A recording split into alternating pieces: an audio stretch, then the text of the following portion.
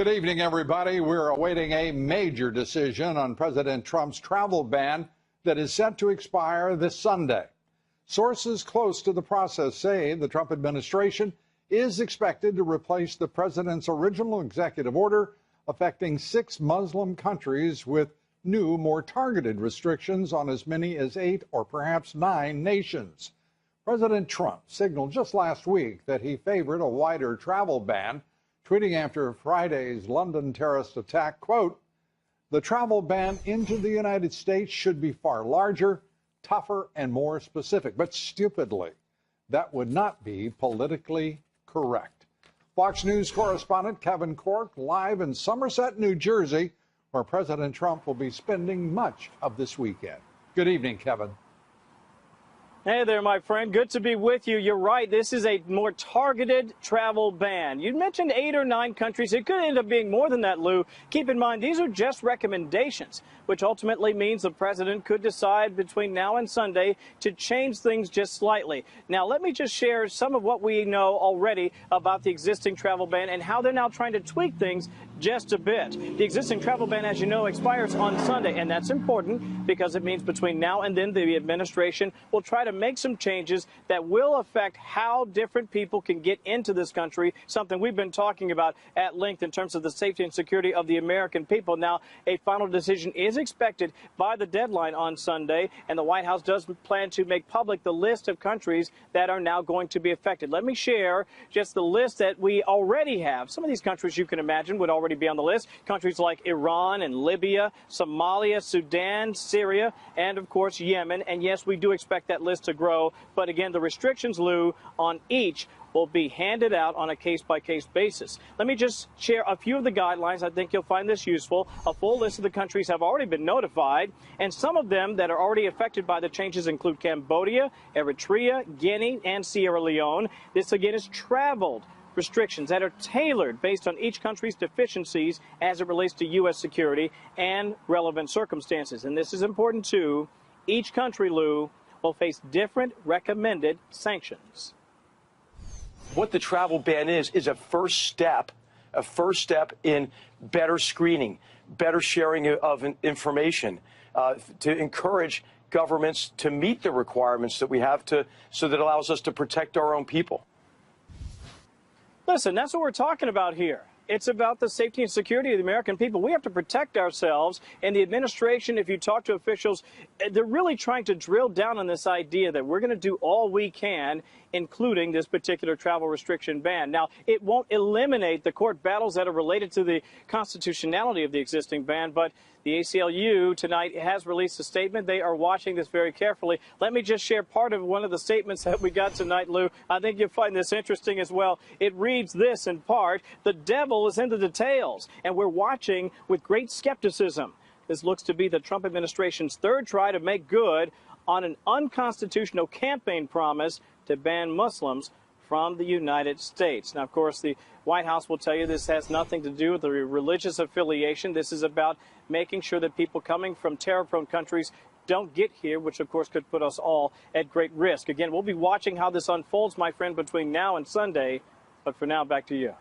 Kevin, the constraint of the restraint and constraint of the ACLU, remarkable there. They just simply blanked it unconstitutional. I don't know why he's waiting or watching anything. He seems to have already made up his mind. And then, by the way, his conclusion is not surprising coming from the ACLU on these travel bans. Yeah. It's quite something. Here is a president who has had to deal with a cadre of left-wing district court judges to get the American people to a point where he can even refine these executive orders to protect the nation. It's really stunning stuff. Kevin Corke, as always, great to have you with us. Good to see you. The federal government has notified 21 states that hackers targeted their election systems last year. 21 states. In nearly every case, the election systems weren't successfully breached, and the top election officials in those states did not know about the attacks on those states until today. Cyber attacks that had been carried out notified just about a year after they took place. We do not know why. Homeland Security did not tell us. Officials telling the Associated Press that they believe the hackers were Russian. Whether that means state actors or hackers located in Russia is not clear. For the record, the Department of Homeland Security said not a single vote was altered by those hackers a year ago. So why are we only learning of this now? The question remains unanswered. It's been a week of jaw-dropping revelations about the Obama administration and how it pursued the greatest politicization of intelligence and law enforcement agencies in American history. It began when we learned that the FBI wiretapped former Trump campaign manager Paul Manafort. We learned that Monday, an egregious act of political snooping long denied by the Obama National Security Director, James Clapper, who even in the friendly confines of a CNN interview Wednesday could no longer hide the fact that he lied and now admit it's conceivable those wiretaps did pick up President Trump as well, just as President Trump has claimed for months. We also found out this week that President Obama's former UN ambassador, Samantha Power, spent the final year of her service to the administration obsessively unmasking American citizens caught up in foreign surveillance at a rate of almost one per day. We say foreign surveillance. We assume that there was a foreign actor in that surveillance, but we do know American citizens were surveilled, and she led the way in the unmasking. Last and not least, we continue to watch the explosion of the prosecutorial time bomb that the former president left buried in the deep state. The unaccountable and out-of-control special counsel Robert Mueller and his squad of Democratic attorneys interrogating now his own boss, Deputy Attorney General Rod Rosenstein, and Rosenstein, who from 1990 to 1993 served as a trial attorney in the public integrity section of the DOJ's criminal division. His boss during those years, you guessed it, Robert Mueller. Robert Mueller, FBI director from 2001 to 2013, his term extended by President Obama. James Comey, FBI director from 2013 to 2017, appointed by President Obama. Hillary Clinton, Secretary of State from 2009 to 2013, under, of course, Obama. And yet still, after all of that, these damning revelations, no one in Congress has yet called for a special prosecutor to examine the entire layout of corruption within the Obama administration, the tangled, tawdry web of partisan players who politically weaponized the FBI, the CIA, FISA, the Internal Revenue Service, the State Department, the entirety of the bloated government bureaucracy in direct opposition to the democratic principles that this country was founded on. My first guest tonight to address the subversion, the attempted subversion, we hope, not successful subversion of the Trump administration, the corruption of our intelligence agencies, much more. Joining us tonight, Ambassador James Woolsey, former director of the Central Intelligence Agency. It is great, Ambassador, to have you with us. Great to be with you. You know, as we go through and canvass the level of corruption at the top of intelligence agencies, whether it be the FBI, whether it be the CIA. I mean, for crying out loud, John Brennan lied about surveilling the Senate Intelligence Committee that had oversight over his CIA, and then had to admit he lied without any kind of accounting. What do you make of the indifference on the part of both parties to that kind of egregious corruption in our government? The corruption is a serious problem, but even more so is becoming an ostrich. We have got ostriches making decisions about some of the most important things that we have to care about. Look at Puerto Rico today and the absence of electric power, all of the chaos and difficulty it's going to take them months at least to Well, we're told it'll be months. We hope they'll do a lot better. We hope so. But being without electric power is an incredibly weakening thing for a society. And they have had in the previous 3 administrations and now in this one. Excuse me, Ambassador, I'm really confused.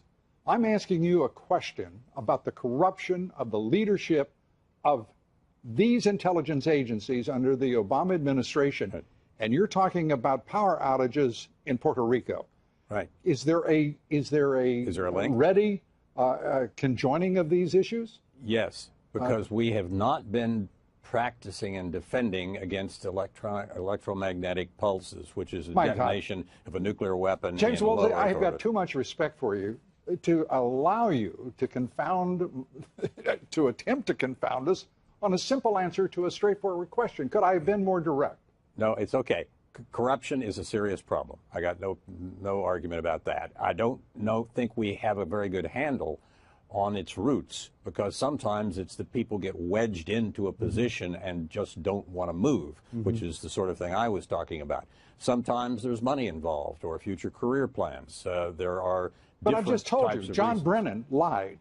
James Clapper lied to Congress, to the American people, and there has been no response from either the Justice Department of this administration nor the Congress of the United States, either Republican or Democrat, in the previous administration. I mean, that is stunning stuff. I would think congressional hearings are the traditional and reasonable approach in something like this. These individuals need to be called before a congressional committee and asked to explain themselves. They ought to be able to get a hearing. How about but they a grand jury? Also ought not to get away with. Well, I mean, everybody that's gone before a congressional hearing in the last 10 years, as far as I know, has gotten a free pass, and there has been no effect. Well, if the Democrats, let's say, get a free pass from a Republican administration, then maybe it's because they didn't do something wrong, or maybe it's because there's just a lot of confusion. But the main thing, it seems to me to be that we have to both get our leaders to wake up and not be asleep at the switch on some of the issues like I was discussing, and we have to keep them honest. And those are full-time jobs. Yeah. Let me say just on, and I accept that as your conclusion, but as far as Puerto Rico is concerned, sir, I mean, they've got $80 billion in debt that will never be repaid. Right. They are bankrupt. They are corrupt to the bone, and we have seen it. And they are democratically led, and there seems to be a strong correlation to corruption on the part of the Democratic Party. So with that, I just leave that with you as you consider and contemplate the source of corruption even on island territories of the great United States. One of the institutions that had the biggest problem with corruption in Puerto Rico is the electricity grid. Yeah. If you're not doing that right, everything in society falls apart. Yeah. Well, we've got plenty of problems. We need some men that have some solutions. We appreciate it, Ambassador. Good to have you with us, Ambassador James Woolsey. We're coming right back. Much more straight ahead. Stay with us. President Trump today condemning his predecessor's failure to deal with North Korea's provocations. The United States has had representatives working on this problem for over 25 years. They have done nothing. We take up the rising tensions between Pyongyang and Washington with General Jack Keane. Iran responds to the president's UN remarks, showing off its brand new long-range ballistic missiles. We take up Iran's defiant conduct and its potential threat. Much more straight ahead. Stay with us. Kim Jong-un lashing out at President Trump again today, calling him a, quote, mentally deranged dotard. If you're wondering what that means, it's a weak or senile old person, and a word, frankly, I'd never heard before. But aside from that, it's meant as an insult that I'm sure does not faze anyone in the Trump administration. For more now on the showdowns that seem in prospect with North Korea and Iran, I'm joined by retired four-star General Jack Keane, Fox News military analyst. General, great to have you with us. Good to be here, Lou. North Korea keeps pushing and pushing. The difference is this time it appears, I underline appears, that Xi Jinping has joined with the president to try to begin to bring Kim Jong-un under control. Your thoughts? Yeah, absolutely. I mean, President Trump, from the very outset down in Mar-a-Lago, has always understood that the path, the best path to denuclearize North Korea is through China. And he's finally got China's attention in a way that no president, the three previous presidents, have not been able to do if what has been said turns out to be a reality, and let's take it at face value. And that is quite an accomplishment. And why is that really happening? Why is that? Well, the fact of the matter is President Trump instinctively knows what I think Roosevelt knew, Kennedy knew, Reagan knew, and he knows that big power competition is fundamentally a test of will. Test of wills. And he feels that instinctively. And he knows that he has to get inside President Xi's head and Kim Jong-un's head and let them know that he is serious. He is not going to let Kim Jong-un have mobile ICBMs that are nuclearized, move them around, and they can launch them in a matter of minutes. He cannot permit that to happen. And he is about convincing them to do that, and he's on his way to doing that. And that is an accomplishment of itself. It doesn't mean we have an answer, but he has clearly moved the ball. Yeah, and it's the answers that may come could be very uncomfortable indeed. Talking about immense loss of life, if there is to be military action, much of North Korea would, as the president say, be annihilated. It is a difficult process. Until now, we haven't had much hope that China, who, and we've got to be clear, created the monster that is North Korea. Oh, absolutely. There will be an accounting for them as well, unless they are successful, because no one else really has the implements or leverage to be successful with Kim Jong-un beyond Xi Jinping and the Chinese government. Yeah, President Xi feels some pressure now. There's no doubt about it. He's got the, Chinese Communist Party Congress coming up. He's trying to solidify his power. He's one of the most ambitious Chinese leaders that we've had in a generation. He clearly, in my judgment, wants to replace the United States as preeminent global power in the world. He's revising the order, in the Pacific and in Asia. And this thing has finally gotten to be one big pain for him. And I think he and his team are likely going about trying to get a hold of this thing so it stops taking them off the agenda that they have now. But you're absolutely right, Lou, and our audience has got to understand that. They don't have nuclear weapons 12 years ago without Chinese complicity. They don't have ICBMs without Chinese complicity. They don't nuclearize ICBMs without Chinese complicity. But now President Trump says this is going to stop. I need your help to do this. And if you're not going to help me, then I'm going to go along. I'm going to take care of this. But nothing in that part of the world will be the same after that. General Jack Keane, thank you, sir. Appreciate it. Good talking to you, Lou. Be sure to vote in tonight's poll. Do you believe the level of corruption and abuse of power during the Obama administration now overwhelmingly dwarfs the Watergate scandal? Cast your vote on Twitter at Lou Dobbs. Follow me on Twitter at Lou Dobbs, like me on Facebook, and follow me on Instagram at Lou Dobbs Tonight. On Wall Street today, stocks mixed. The Dow down 10 points, the S&P up 2, the Nasdaq up 4. Volume on the big board, 2.8 billion shares. Apple, the biggest drag on the Dow this week, posting its worst performance in 5 months. Uber losing its London license, a decision that the ride-hailing company says it will appeal, London accounting for about 5% of Uber's worldwide active customers. And a reminder to listen to my reports 3 times a day, coast to coast on the Salem Radio Network. Up next, some in big business choosing politics over running their companies and serving consumers. Their egregious political attacks against President Trump, the subject of my commentary tonight. That and a lot more straight ahead. Stay with me. You've probably noticed CEOs of major corporations have decided to go political, casting aside political and business tradition, political constraint, and attacking not just policies, but in this case, the president himself, personally. The corporatists who are attacking the president and his administration so far haven't been called to account by their customers, their shareholders, or regulators. Apple CEO Tim Cook this week calling immigration the biggest issue of our time, saying Congress needs to continue the DACA program, protecting young illegal immigrants, although it turns out some of them are not so young. In fact, the average age, 26. Apple, one of 800 companies that have decided to go political. Amazon, Facebook, and Google calling on Congress, imagine this, to preserve DACA. No business sector is more focused on politics and efforts to undercut President Trump than technology companies in Silicon Valley. The 5 largest companies in this country by market cap are all technology companies, and they've spent about $50 million on lobbying over the past year, double what the 5 largest banks spent. But financials and technology, those 2 sectors are planning to spend a lot more.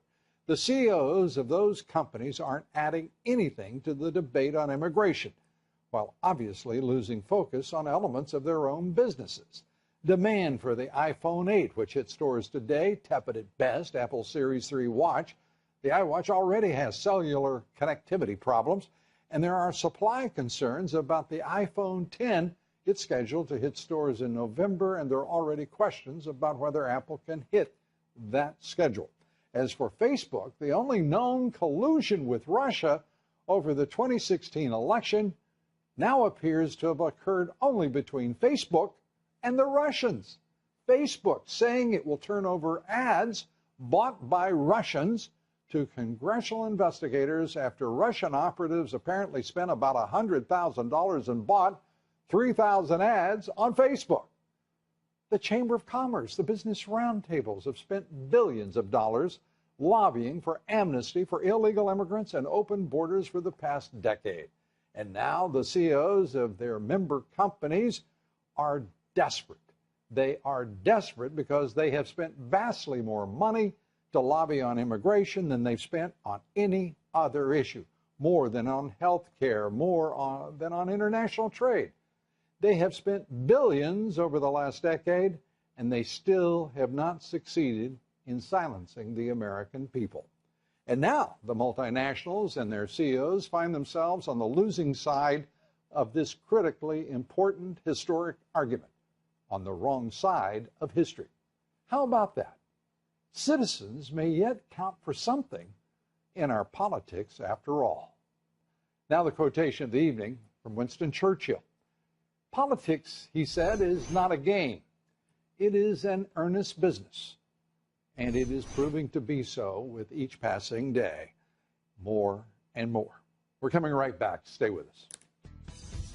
President Trump heading to Alabama to campaign for establishment candidate Senator Luther Strange, who trails populist Judge Roy Moore. The president could have stayed out of this race. He could have chosen my opponent for that matter.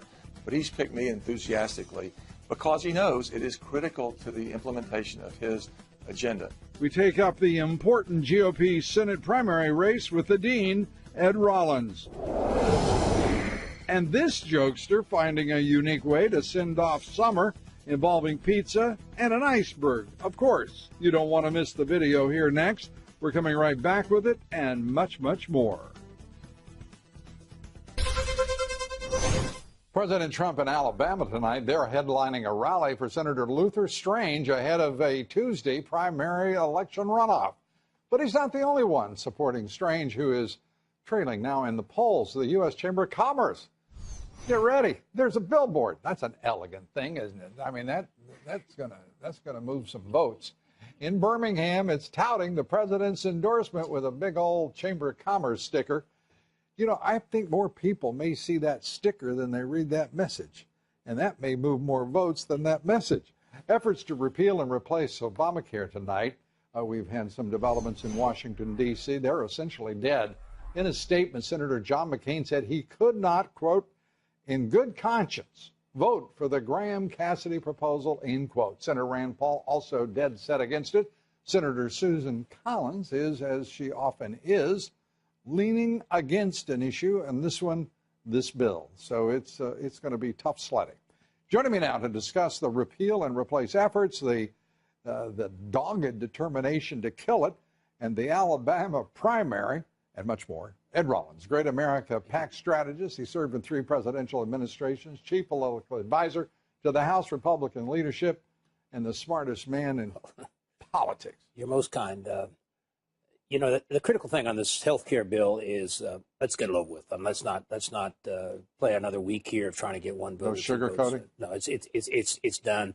I think there's another 3 or 4 hiding under the cover, and I think to a certain extent they've never made the sale for it. And I think at the end of the day, it ought to be a good lesson for the president now. If he wants to have a tax bill, which is very important, he's going to have to go sell it.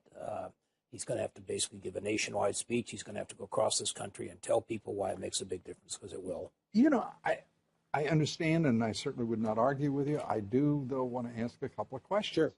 And that is, this is a legislative effort, and this is something that requires the energy, the persuasion, and the alliance of Paul Ryan in the House and Mitch McConnell in the Senate. Right. How much of this nonsense are we going to see the conference put up with? Well, their heart was. They desperately need leadership. But their heart wasn't in either one of them. I mean, McConnell has never been enthused about health care. I love what he said. His idea of an endorsement of this was, it's better than the status quo. Right. You know, and so and the junior senator from his home state is one of the no votes, Rand Paul. So. And I think to a certain extent, Ryan had other thoughts about what should be in a bill, and I just don't think there was ever the enthusiasm. And I think this is something they've all promised. I mean, they're going to pay a price. If this is the debate in the 2018 election, it's going to be a nasty debate for Republicans. I want to turn to Mike Pence. The vice president is acting curious to me, and I want to get your sense of it. He was out pushing tax reform in Indiana today. First of all, that's an interesting place to rev it up. But he was using some first-person singulars. He's going to do this and he's going to do that. He's starting to look like what people suspected he might. And that is, he's running his own political organization, and it seems like it's not designed to support the President of the United States. Certainly not as much to me as it should. Well, at the end of the day, there is no place for Mike Pence unless President Trump succeeds. You can't basically be putting the 46th presidency inaugurals together, assuming something's going to happen to Trump.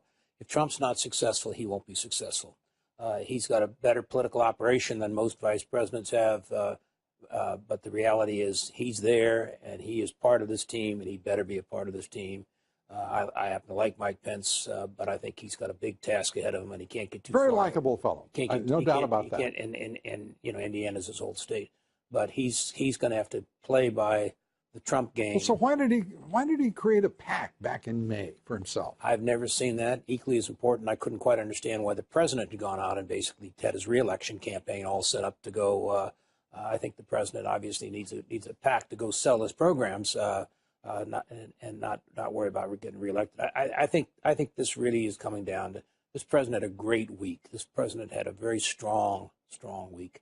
I think the combination of the way he assisted in the various tragedies that were and this speech this week. I mean, he was a dominant force in this week of UN. Is he ever not a dominant force? There may be weeks where somebody doesn't like what he's done or what he said or whatever.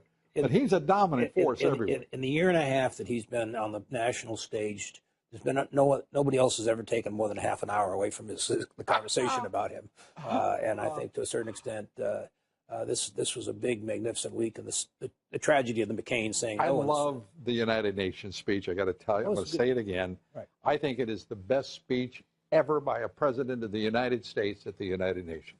And it was just that powerful. And even the detractors couldn't do very much to detract. I mean, it was a very the clarity was so significant, and the power of the presentation and the intelligence of the presentation. Right. So let me turn to Debbie Wasserman Schultz, the Imran Awan scandal, her IT consultant.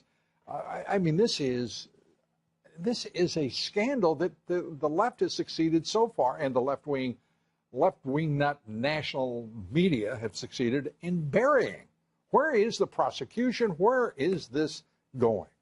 Well, there is no prosecution unless the Justice Department basically decides to step it up, or the Congress itself her people were involved in everybody's stuff, technical stuff. I would think they would be appalled. I would think Democrats across this country, including Mrs. Clinton, would be appalled at what she's going to get right to the head of the line on that. So, at the end of the day, I think she's back to where she should be, just a member of Congress. But I think the reality is this is a big scandal, and we need to start unraveling it. Where is the Justice Department? Where is the Justice Department? Don't ask me. They seem to have no. I mean, seriously, the leadership of the Justice Department seems to have no guts, no principles. There is no leadership. I mean, Mueller has taken the ball, and the Attorney General is off doing immigration stuff and drug intervention in California, and the deputy is basically. Good Lord God. And the deputy is doing nothing. So my sense is Mueller is the guy who's running that department, dominating that department, putting a team together that's a very significant. It looks team. Like somebody flipped him the keys to the entire damn government. He's got the whole government. I think to a certain extent. Then he needs to go because the people will. He's also overstepping. He's clearly overstepping the bounds. Disgusting. And by the way, Watergate, all about surveillance by a president. And this scandal now is about surveillance. I mean, for crying out loud, the CIA surveilling the Senate Intelligence Agency with oversight over the CIA, the head of the CIA under President Obama lying about it, finally having to admit it. We're watching it with the FBI, lying James Comey, lying Robert Mueller, because in each instance, there is a conflict of interest that is just overwhelming. Well, the president has a lot on his plate, but nothing could be more important than cleaning this element up, and that's what he came here to do. Should he fire Mueller? I would basically certainly take charge of Mueller. I mean, I think he pays a political price if he does, but I would ask for his resignation. Yeah, and light up those investigations. Right. Ed Rollins, great to see you, my friend. Thank you. Have a great weekend. Happy birthday. And thank you very much. You're 65, 55, 45? 57. Okay. 57. Great. About your same young. we're about the same age. Young, right. Be sure to vote in our poll tonight. The question is, do you believe the level of corruption and abuse of power during the Obama administration now overwhelmingly dwarfs the Watergate scandal? Please cast your vote on Twitter at Lou Dobbs. And please roll the video. What do you do after completing a grueling 6-week expedition to Greenland? I personally don't have the answer to that. One National Geographic crew member did, celebrating by riding an inflatable pizza. My gosh, are you kidding? Down a 300-foot iceberg into the frigid waters. Can we see that one more time? Yes! Oh, my goodness. Doesn't that look like fun? Oh, no, it doesn't. Well done, though, and thank you. Up next, chief executives getting political with J.P. Morgan's Jamie Dimon, offering more brilliant political insights and counsel to the country. Former presidential candidate, Forbes media chairman Steve Forbes. We take that up and much more. Stay with us. We're coming right back.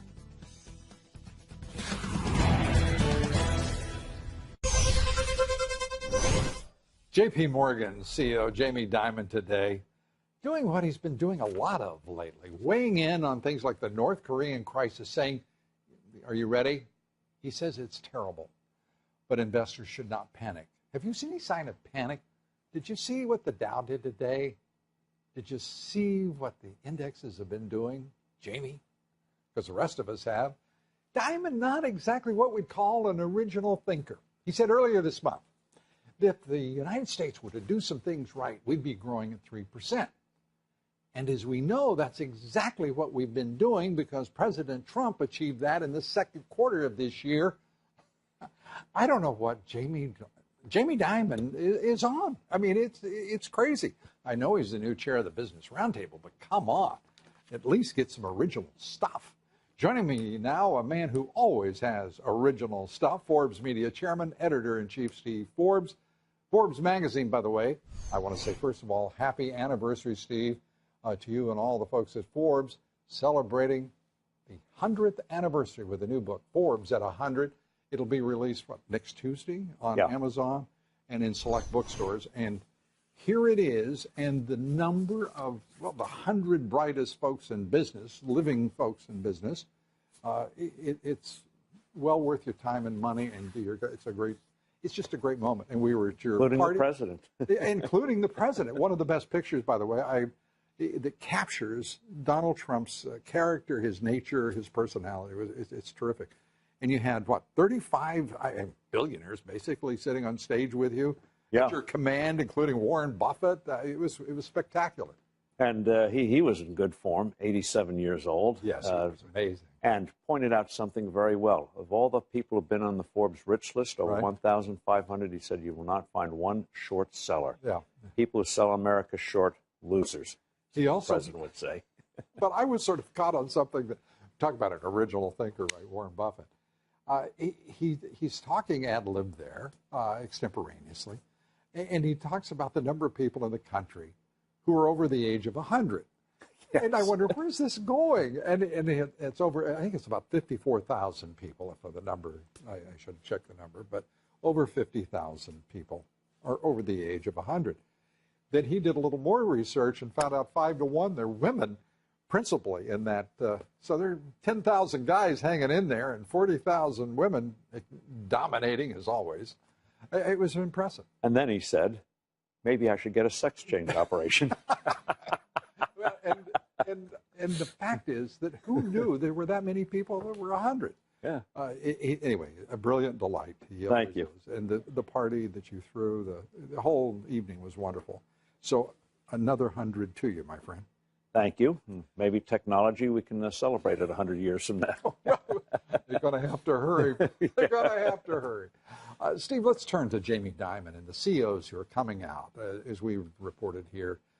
They're really getting involved in politics. And yes, I am annoyed because they're attacking a president who is making them a lot of money with his stewardship of the economy and his policies and removing regulation and proposing to cut taxes. I mean, why in the world are these CEOs taking these kinds of risks, abandoning tradition altogether? Because many of them are in states where Donald Trump is still not very popular. You have the East Coast and you have the West Coast. West Coast, Silicon Valley, East Coast, Wall Street, and other areas. Are they going to be held accountable? I think they'll be held accountable. Shareholders, by customers, by regulators. Well, regulators. I don't want regulators getting into politics, but well, I don't want CEOs in politics, partner. They've been. So we're going to have to find us a balance. They've been in politics forever. Yeah, well, and I don't one way or mind the them other. Pushing chips across the table. It's when they start. In terms of the 3%, they're trying to become oligarchs, aren't they? Well, and this is where harp on a favorite theme of mine. And in addition to the deregulation, of the president's as well. Steve Forbes, good to see you. We're out of time, partner. Again, tax cuts. Congratulations. Tax cuts. I thought we'd leave it there without you got it in. Up next, moments away from President Trump's remarks at a rally in Alabama, we'll be talking about how the state's Senate race is dividing the Republican Party. Dom Giordano, Deirdre Bolton. Join me right after this. Stay with us.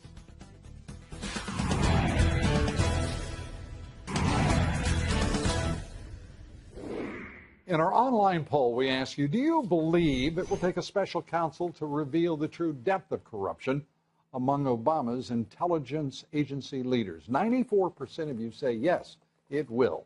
And I think you're right. Joining me now, radio talk show host Dom Giordano.